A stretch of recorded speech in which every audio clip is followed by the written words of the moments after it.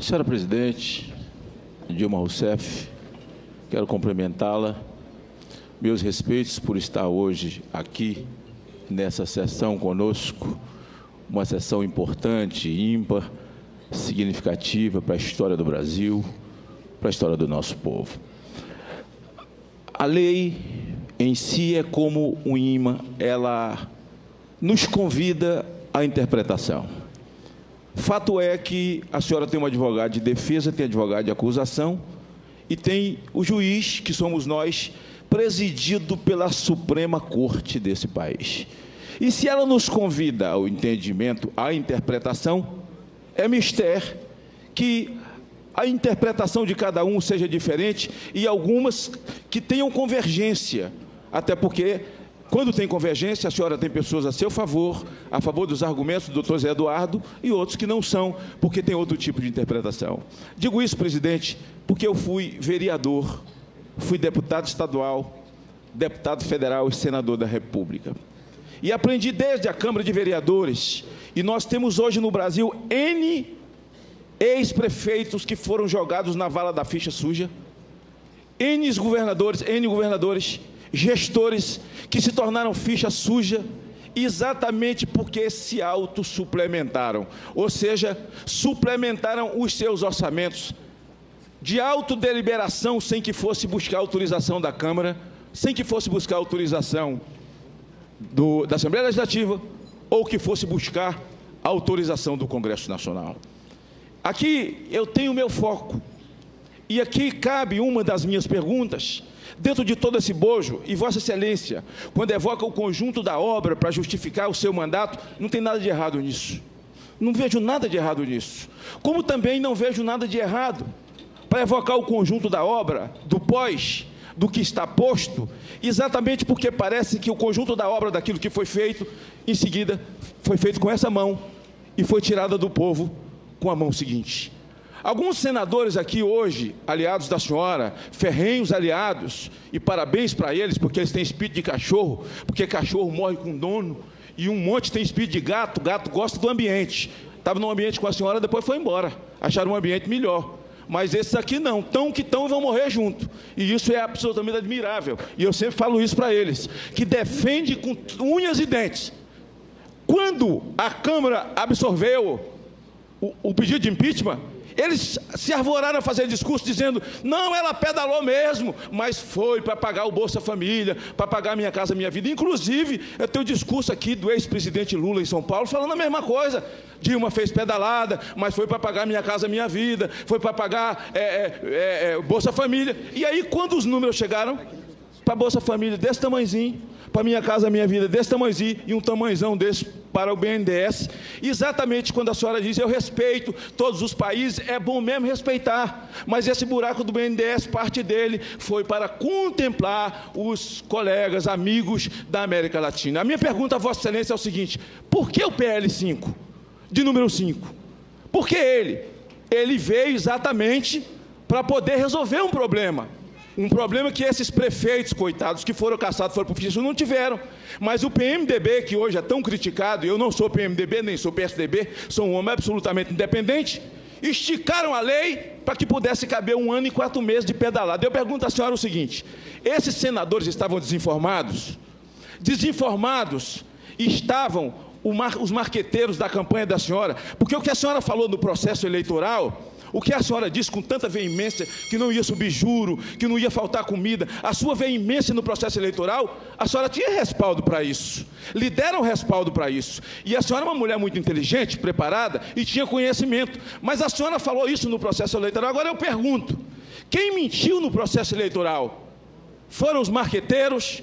Foram os que me emitiram as informações, a senhora não tinha as informações, e eu pergunto com a pureza d'alma, uma pergunta que o Brasil todo quer ouvir, até porque, tecnicamente, fazer contorcionismo jurídico, todos os advogados que aqui estão, senadores fazem, outros senadores da base fazem, outras senadoras que não são da base fazem também, cada qual faz a sua jiboia jurídica para poder chegar onde ele quer. A minha pergunta é o seguinte, a senhora mentiu no processo eleitoral?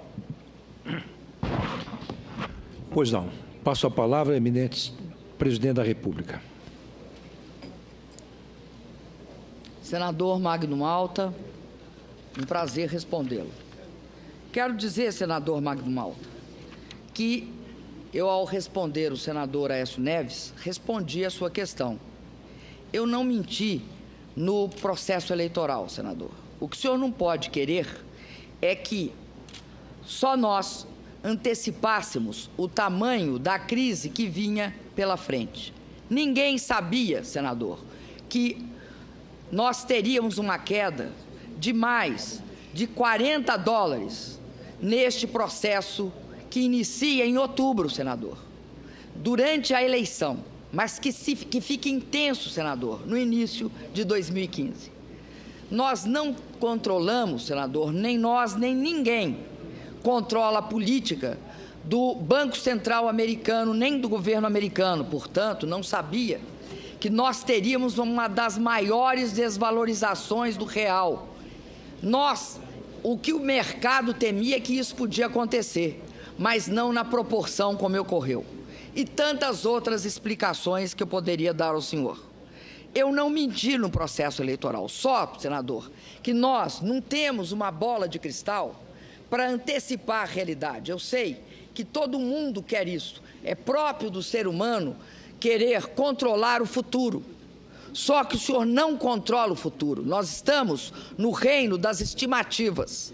Para o senhor ter uma ideia, o mercado e o governo acertavam num valor de crescimento do PIB ao longo de 2005 de 0,8%. E deu, senador, no final, menos 3,75%.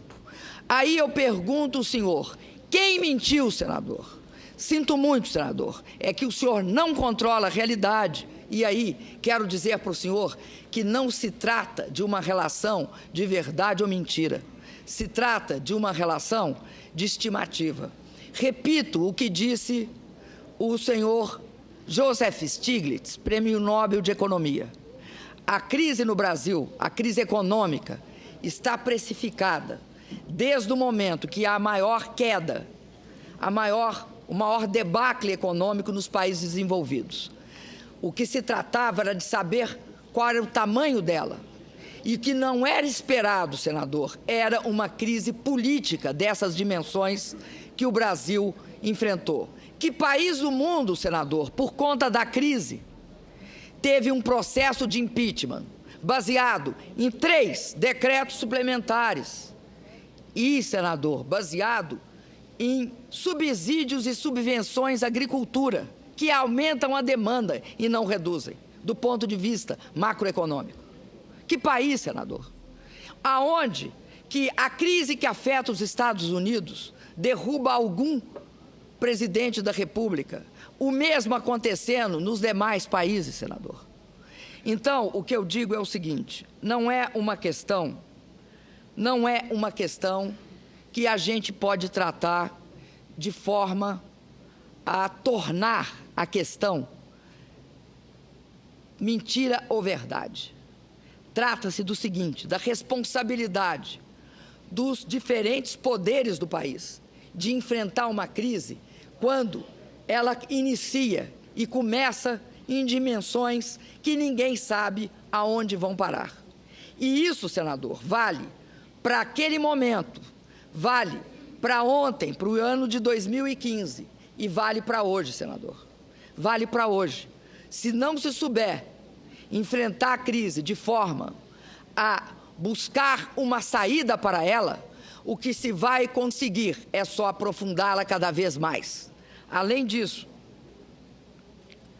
eu quero explicar por que o PLN 5. Eu, senador, acredito que o grande instrumento de execução fiscal no Brasil é a lei orçamentária.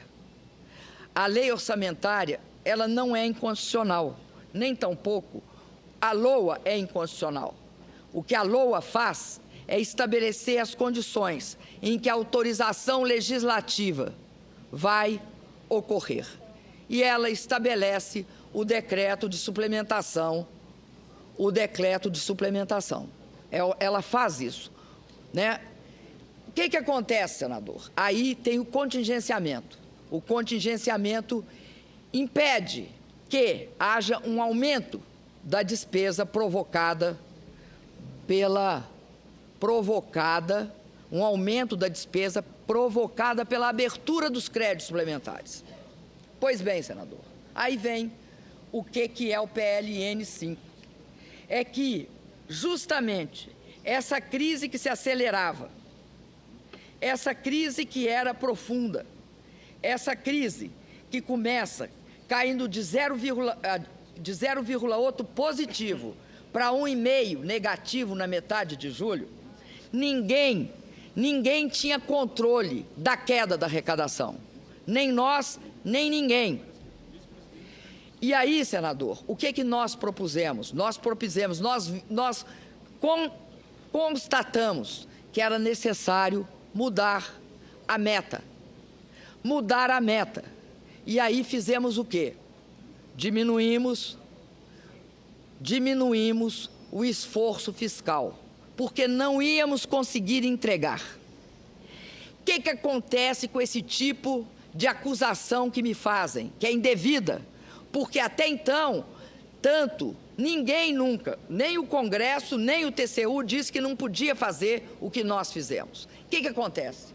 A consequência mais grave do que acontece é o que vocês viram acontecer. Sabem os 170 bilhões? Na verdade, no nosso cálculo, seria 126. Por que botam 170 bilhões? Porque ninguém, senador, diante dessa política de criminalizar, decreto, lei, sabe o que faz, senador? Afrouxa. E aí, o que fizeram? Afrouxaram os números, ampliaram o valor. Sinto muito, mas fizeram isso. Por quê, senador? Sabe por quê? Por um motivo muito simples. Porque se criminaliza, a reação vai ser afrouxar o gasto. E aí, explodem. Aí sim, aí explodem tanto a dívida quanto a meta. Aí explodem. Por quê? Porque a reação é essa. A reação diante do fato que é crime fazer isso, é crime fazer aquilo. Não era assim antes, agora virou crime. A reação, senador, é uma meta de 170 bilhões superestimada. É essa a reação. E é isso que aconteceu no Brasil e vem acontecendo. E isso sim, isso, senador, esse incentivo a metas superestimadas é péssimo. Péssimo para a recuperação da economia. Péssimo, senador. Ele não contribui. Por quê?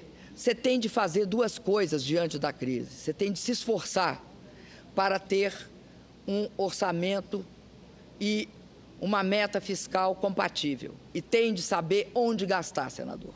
O liberou geral leva a gastos absolutamente insustentáveis.